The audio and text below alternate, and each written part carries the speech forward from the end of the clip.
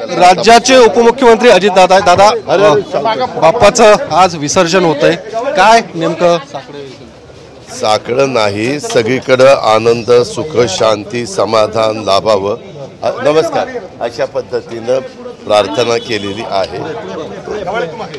आणि अभिषेक केलेला आहे आणि हे केलेलं आहे, काय तुमचं आरती केलेली आहे।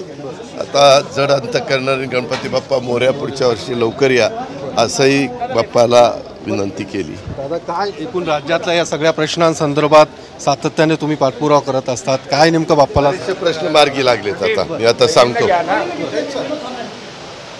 तर अजित पवार होते, राज्यातले सर्व प्रश्न मार्गी लागावेत असं बाप्पाला साकडं घातलेलं आहे असं अजितदादांचं म्हणणं आहे।